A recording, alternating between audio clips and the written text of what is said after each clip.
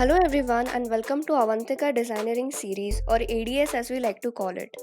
Every week on Wednesday, we feature design and technology leaders who share their professional journey, their thoughts on their domain of work, and designeering where the world of design and engineering meet.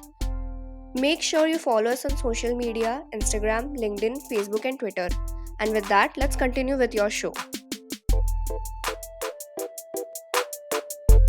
Human centered design concepts are used to solve a variety of problems and are particularly valuable during crisis. The consumer perspective of how you analyze an issue and find a solution is the essence of how the next wave of experience will be designed innovatively. While designing with humans in mind, we can anticipate and consider human values, culture, and accessibility.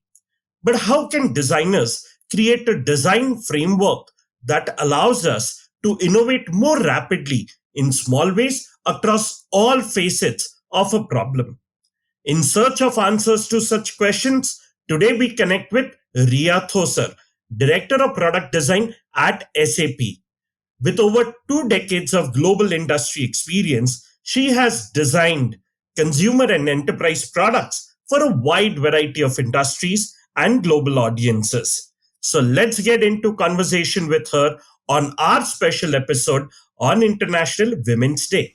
Hello, Ria. Welcome to Avantika Designeering podcast series. It's an honor to host you for our Women's Day special episode. Hey, thanks, Rohit. Thanks for having me. It's my pleasure to be here. Super. So, Ria, as our icebreaker and on the eve of Women's Day, Hillary Clinton has shared a beautiful quote which says, "Women are the largest untapped reservoir of talent in the world." In fact, today on International Women's Day, it has given us this opportunity to celebrate the fantastic contribution women make in every design discipline. My icebreaker question to you is, what is your observation of women in design leadership across organizations? Yeah, definitely. I think that currently in multiple successful organizations, women leaders are representing design, and we see that very frequently now, right? So things are changing pretty rapidly when it comes to women representation in the organization and at a leadership level, and this is truly inspiring. And they are aware of their strength now. It's not like earlier. Women, they are fully aware what they can do, what they would like to achieve. They are equipped and they are ready to drive the change and be the change, which is a big thing, according to me. Women are aspired to progress in their career by moving up the ladder. So there I definitely see quite a lot of change in terms of the way they are thinking, right? And the result of that is women in design leadership now have a seat at the table, which is a big industry wide mindset shift that we can see, and which is certainly a very positive change. And I think that is something really motivating for every woman who's in the workforce. Super, well said. I'm sure that there's so many, women designers that we have in terms of looking up to. In fact, at SAP and SAP Labs itself, Ria, the leadership, Yeah. is led by women, and it's so inspiring. In fact, Ria, women have Yeah. always generated new lives, and today many women designers seek through their work to generate a new world. It's necessary to discuss the very idea of leadership at work or in life to generate both collaborative design and more egalitarian society. The question that I have for you is, what efforts can organizations take to retain and celebrate their women designers and empowering them to progress? Yeah, very nice question, because again, this is coming from my personal experience. Organizations play a critical role actually to making and breaking a woman's career, right? And in my case, I am definitely fortunate that right from my career in the beginning till now, I have been in an organization where it always promotes women in multiple aspects. And I think I would say it's about empathy, empowerment, and encouragement. These are the values that organization can focus on to celebrate women in the team or in the organization. Women leaders should focus on creating an environment where every woman in the team or every woman team member celebrate each other, and they just does not compete with each other. So as a woman leader, I think it's our responsibility to create or give that kind of a environment to the team where they actually help each other and celebrate each other. If we are to elevate women in design, we need to make few investments at organizational level. And I think the first one is that it's institutional. We can implement resource groups, we can create some events, we can create programs, and develop some policies that create safe and supportive environment for women employees, and which is very critical because it's a big and it's an important feeling that you feel safe in the environment you are going every day, you're working there, you're progressing there. So I think organization can play a very critical role here. The second investment is relationships, and we can be more intentional in terms of our communication with female colleagues, and amplifying one another's voice instead of uh, uh, competing or keeping quiet. And this is something, again, I would say, based on my experience, where I have been a situation where I entered the meeting room and it was full of men, which were at a senior level, and I had just one woman executive leader there.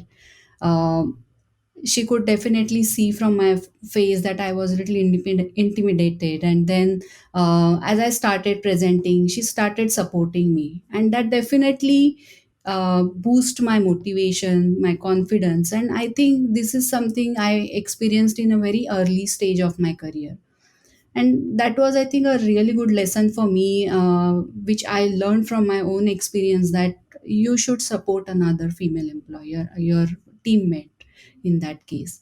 So that's the second investment that we should do, is invest in relationships. And the third one is, I would say, is our personal and professional development. We as a woman, we need to look within, figure out who we are and what we stand for, and what we would like to achieve in long run, or in maybe as a short term goal also. So I think that clarity really needs to be required. Wow, that's beautifully put across, Ria. Uh, Extremely apt points, and how we could be conscious about ensuring that we make an inclusive environment at workplace. So, Ria, moving from the conversation around Women's Day, and we'll come back to some of these pointers ahead in our conversation. But you, having spent more than 2 decades of experience in the industry, you've designed Mhm. for customers and enterprise brands for diverse markets and global audiences. In fact, having collaborated for large scale enterprises, product design projects in organizations such as SAP, LinkedIn, Cognizant, and Human Factor International. Can you take us through your professional journey in all these years? Yeah, sure. This is, I think, one of my favorite questions because it takes me back to the memory lane, right? And it's beautiful.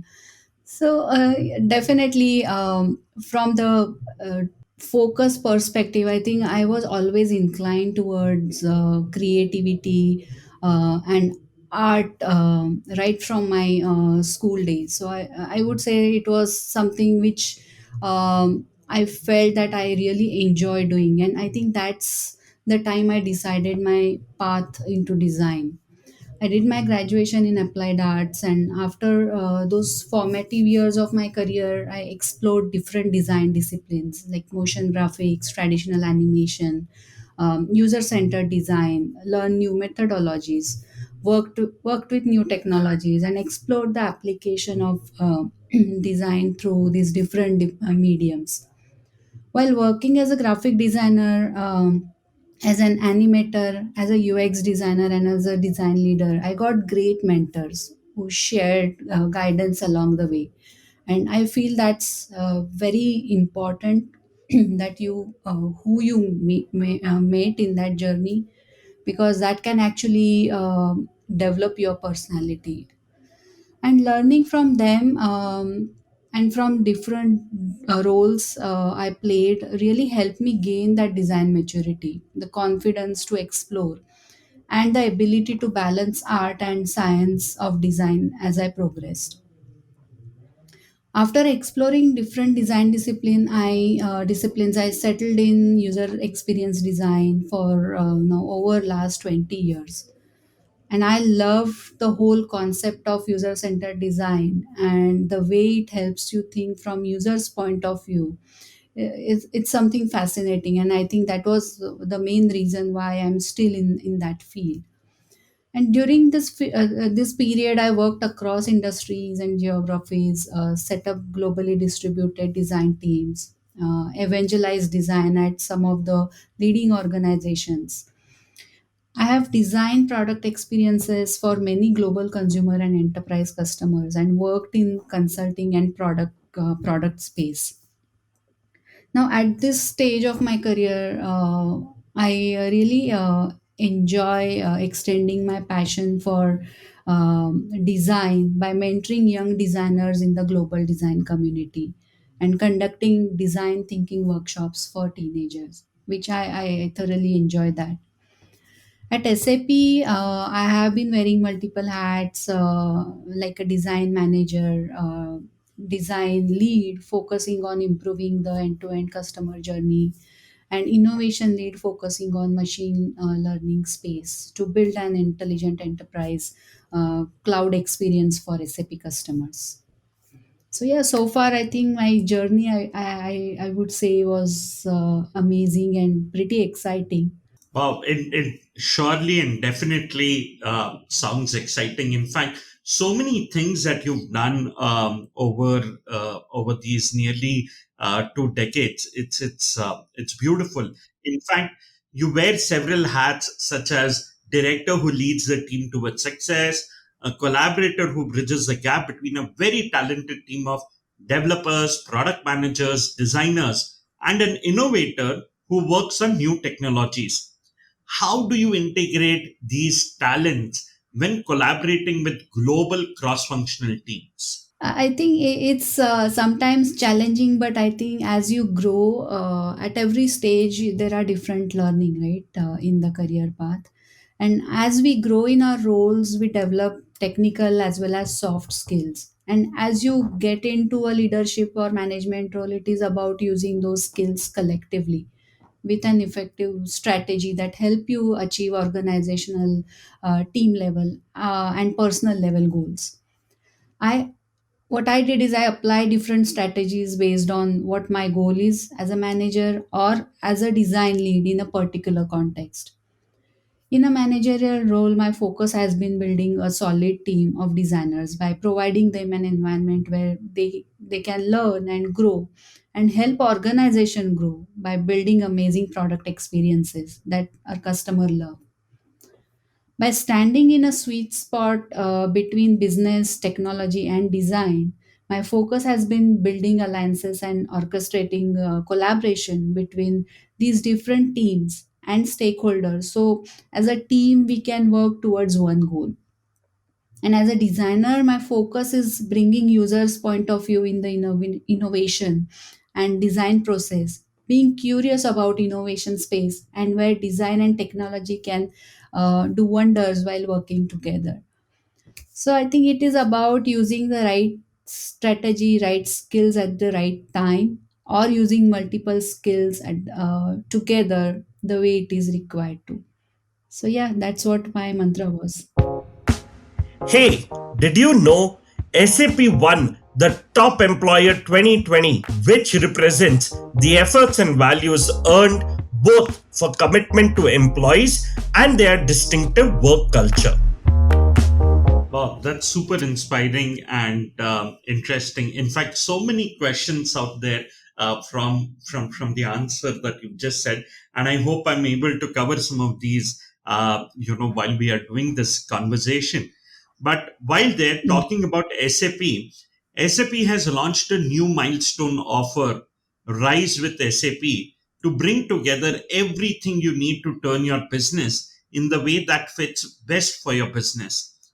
What are some of Yeah. the obstacles you face when delivering business innovation at the pace of today's business to make sure that your business is ready for the future?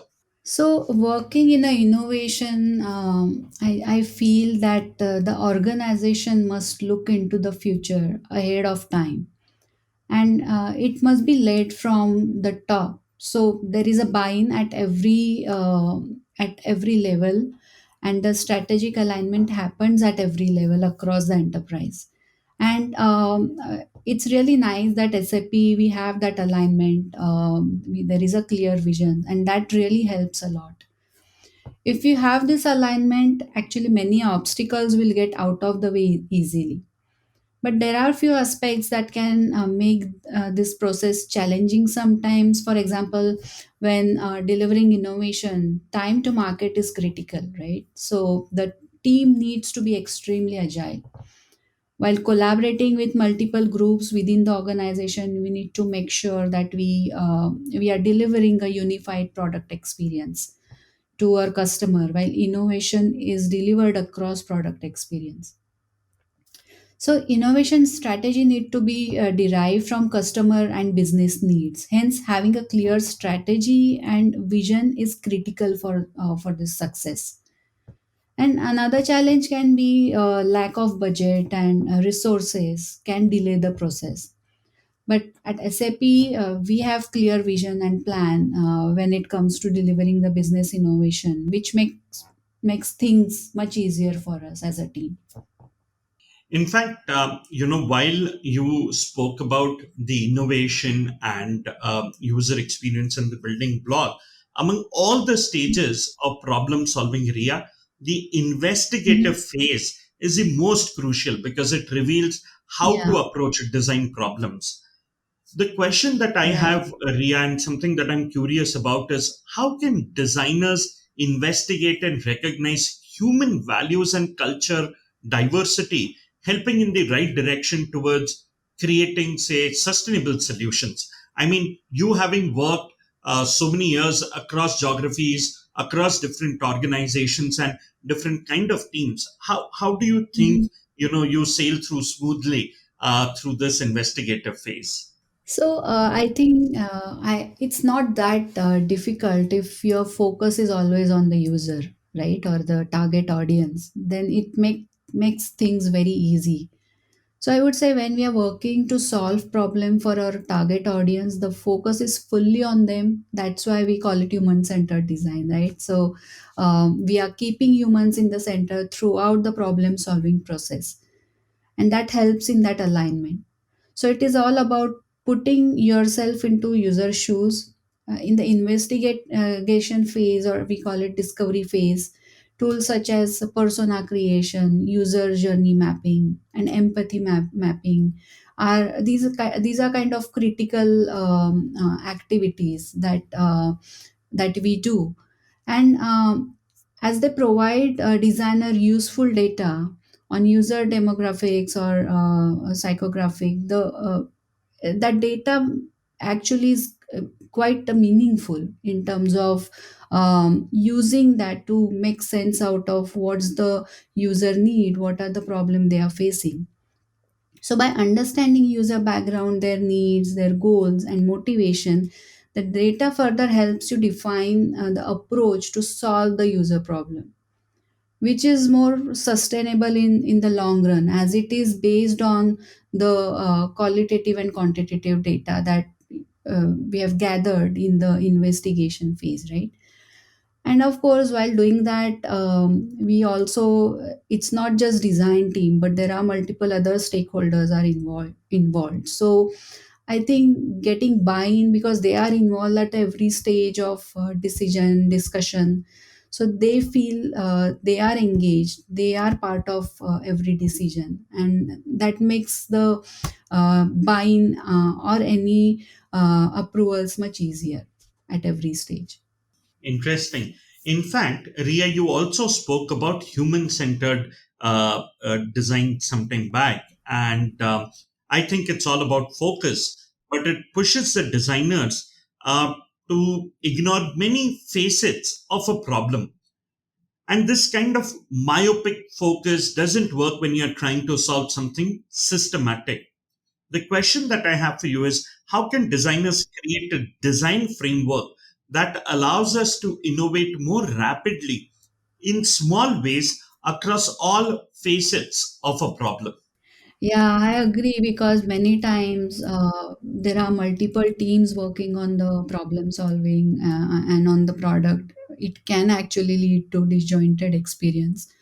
But the way we approach, even at SAP or even in the past, what I have followed is, when we are trying to solve something semantic, it's important to uh, think at a system level that is based on multiple perspective again, right? So this is the time multiple stakeholders are invited to the design table so that they can contribute. At SAP, in co-innovation scenarios, we also invite customers or users who are using our products, so they can really add lot of value in terms of providing the insights. The interactions between stakeholders are facilitated with the use of design thinking framework that allows multiple viewpoints to complement each other's perspective to define overall system maps. And this collaboration results in easier agreement and buy-in as a stakeholders, because they feel their perspective and insights are taken into account. So the this blended approach of two framework, as in which is basically design thinking and system thinking, helps in smooth team interactions, quick iterations to reduce the risk and accelerate learning, while we also include the perspective of multiple stakeholders. So yeah, as in like five stages of design thinking framework, which is empathy, define, ideate, prototype, and test. After that, it leads us to basically deep dive into the realities of users and others who come in contact with the challenges, to understand who is affected and invite them to the design table. So as I talked about, we invite our customers or users, right, who can add lot of value by providing their insights. We define the challenge together, or and challenge the team to aim and prioritize some of the insights that we get from those sessions. Then create the space for multiple stakeholders to give their perspective and generate a map with all the different interconnected parts across all the system. So that really helps then look at all the areas of the product, right? So it's not just one part you are thinking about. You're with all the multiple people involved, stakeholders involved, it really helps to think from 360 perspective about that product or that system. Again, identifying the key points where actions will have strong leverage and minimize negative uh, areas, right, or negative actions. Facilitate the process where different stakeholders ideate possibilities for the future state of the system, where the mess of interconnected problems has been dissolved. So some of these things are basically we follow as we go through this entire process. Then we build a prototype the, based on the possibilities, what might be the design solution. We test the prototype based on the user feedback. Again, it goes back to iteration, right? And then that's the loop we follow, and finally once we are happy, we get the result that we are looking for. Yes, we deliver that. So I would say it is a mix of I would say design thinking and system thinking, which we personally followed at SAP. Even I followed it earlier in my past organizations. Interesting, Ria. In fact, when you speak about the interconnectedness and the other elements, as designers, the project we work on give us a space to connect relevant global issues with specific settings and use cases of a product or service. The question that I have is, do you think new solutions and technologies are enough to achieve sustainability? And how can we empower consumers to be active participants by integrating and designing sustainable design interactions as well? Through design, we come up with creative and usable ways to provide solutions to user needs. But the technology is actually, I feel, an enabler when it comes to developing these sustainable solutions. So one of the great example is Amazon's investment in electric delivery vehicles, right? If you heard about that, in the context of carbon reduction effort to address the climate change. And at the scale at Amazon, it's a big I would say it's a big impact, in terms positive impact in terms of environment, right? So sustainability is one of the many aspects that have to be considered to make a successful and responsible product. So every product relates to sustainability in some way. That's what I feel. If we choose to consider sustainability as a factor in the design phase, the constraints of a specific product give designers the space to make concrete solution for otherwise abstract issues. So we can empower consumer to be active participant by integrating and designing sustainability interactions. For example, when you order food through Uber Eats, you can let them know how much culinary you need when you are on ordering the food, right? So that way you can save the unnecessary ordering the fork and the tissues that you that comes along with the food, right? So you can save some material on that. The digital product we build are affecting the physical environment via transportation, travel, food, um, delivery process, shopping, etc. So I feel the word witness historic shift. Another example, definitely I want to talk about is what we have. Everyone has witnessed the historic shift in 2020 job market, right, due to COVID pandemic. So while some companies used to offer the ability to work from home as a perk earlier, now it has become the norm for most businesses because everyone is working from home. In such situation, it would be helpful if job search platform promote remote workforce job posting, or at least provide an option to search for remote careers as working remotely minimize employees carbon footprints by making everyday commute unnecessary, right?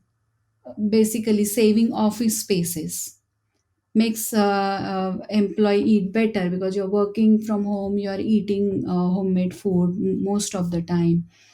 They are more happier because they are at home. They don't really have to worry about the family in terms of taking care of small things which otherwise they have to keep worrying.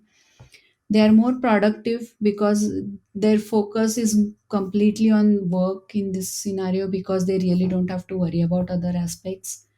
So, remote work can help support diversity by giving companies access to much more broader pool of candidates. And of course, it is also going to save lot of money for companies. So I think if you think about this kind of examples, it's a huge positive impact at a social level, right? Where everyone's life is going to change from the positive aspect perspective. So I guess we as a designer definitely we can think of these kind of opportunities and work with product management or business to incorporate some of these ideas. So yeah, I think as a designer, we can at least use our creativity for such good causes. Hey, did you know as of end of 2020, SAP was recognized around the world for 125 unique employers of choice awards across 37 categories around the globe. Wow, interesting take. In fact, Ria, there's a myth that accessible design is not good visual design and can act as a barrier to innovation. Now, you having spent so many years in innovation as a domain, what are your views on this?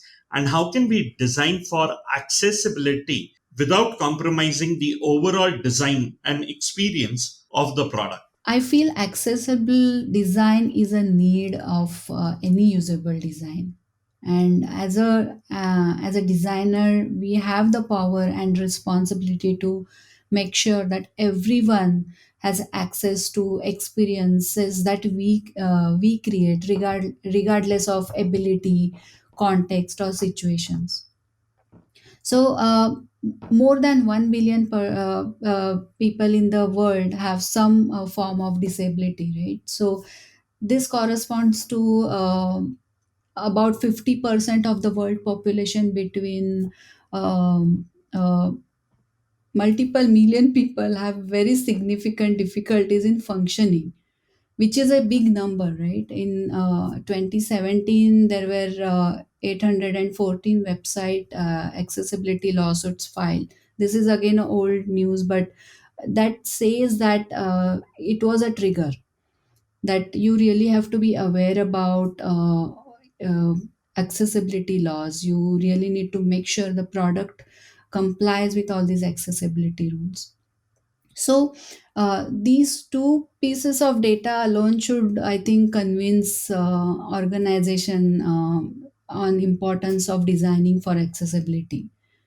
Accessibility compliant product experiences will have better usability and a bigger audience as they need to follow the best practices. And by taking care of aspects like adding a enough color contrast, not using just color alone to make critical information understandable, designing usable focus states, using labels or instruction with the form fields and inputs, writing the usable alternative text for images and other non-text content, supporting keyboard navigation, not making people hover to find things.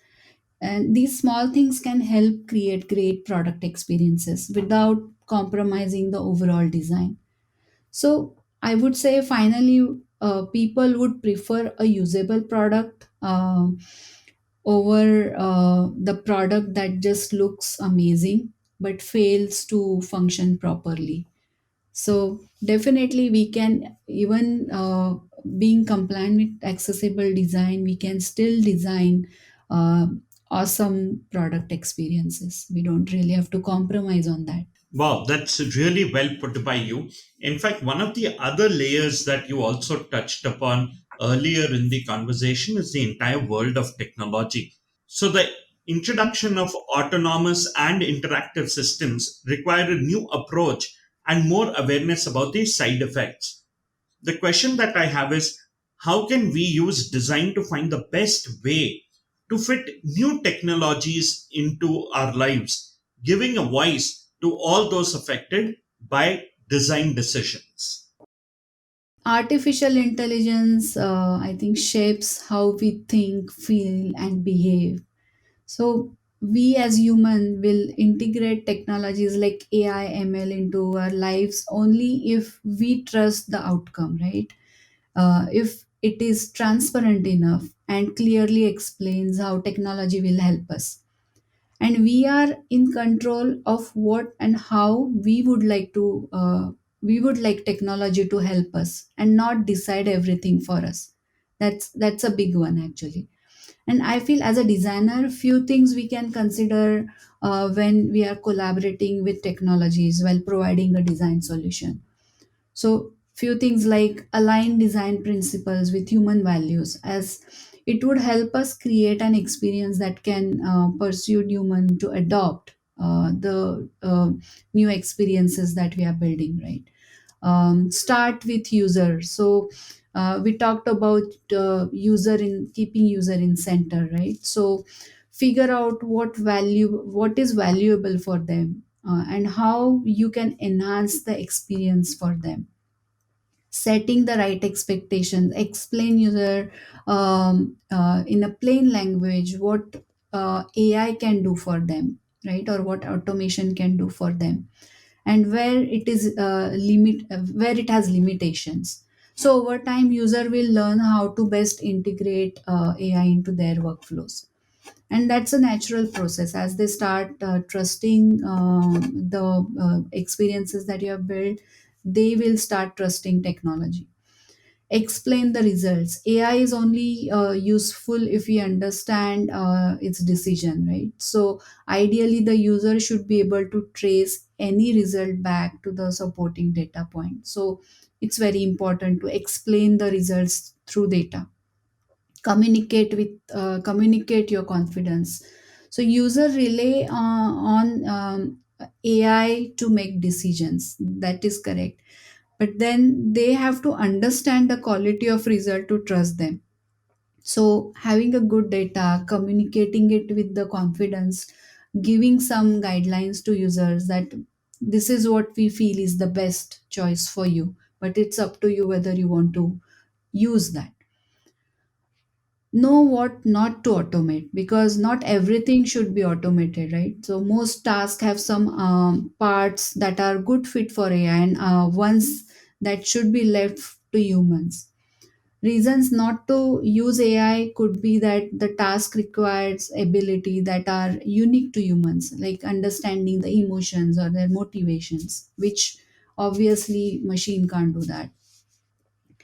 Keep the user in control, as I talked about. Instead of an AI that replaces human, think of ways to amplify and augment our abilities.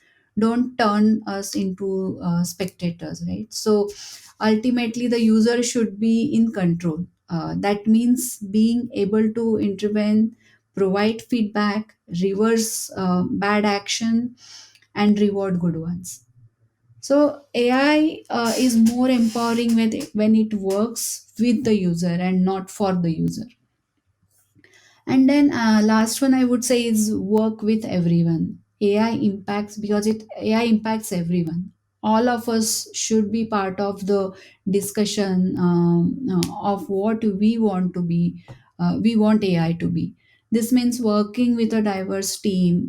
AI is shaped by the experiences and values of the people that make it. As we are still figuring out the foundations of AI design, collaboration is more important than ever. So basically, collaborating with data analysts, researcher, developer, designers, all need to work together to build a cohesive product. So I think, and that's what as a designer, maybe we can build that gap in terms of bringing everyone together and thinking more from users perspective. Well, this is such a matured and an interesting outlook to to looking at how technology can actually blend, can supplement the entire design effort, and such a beautiful take. In fact, how I wish that we could continue this conversation, but due to paucity of time, I come to my last question, Ria, which is at Avantika University, we coined this term called as designeering, which is the base ideology that we operate on. the blended approach of design and engineering, as you rightly said. Do you think this is a valid philosophy, and do you think this interplaying at your work and growing in due course of time? Yeah, it's an interesting term actually, and it's funny because I usually say that design and technology working together is like having a happy marriage. Uh, because design helps to visualize the goal and technology helps to achieve it, right? So they really complement each other. And with all the advanced technology and hyper personalization, all these things, user no more look at design and technology separately. As for them, what matter is the experience that product is providing to them. So when user use product recommendations provided by UI that you are using, or when they are shopping online, they are not really paying attention to the technologies used to provide those recommendations. But what they are experiencing is their needs are met proactively by getting those suggestions, and that their time has saved for searching for the options. That's what they feel. And that's highlights I think that highlights the importance of design and technology working together to build experiences that feel natural to the users.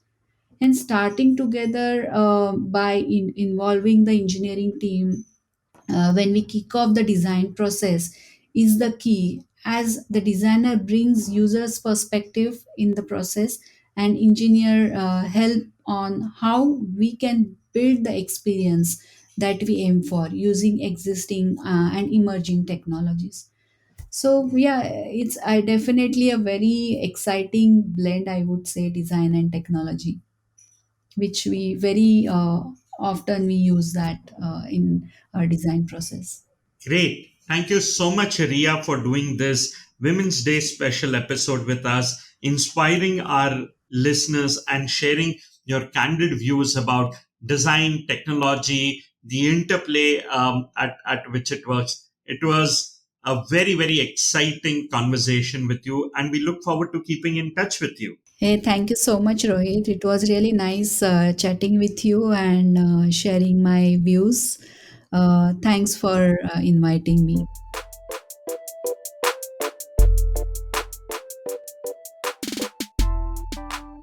Hey there, we hope you enjoyed our show. Do write to us on ads@avantika.edu.in. We look forward to your opinions, feedbacks, and suggestions of speakers you would like us to host on this show. Do tune in our channel next week on Wednesday for a new story on Hubhopper or wherever you get your podcast from. Follow us on Facebook, Instagram, LinkedIn, and Twitter.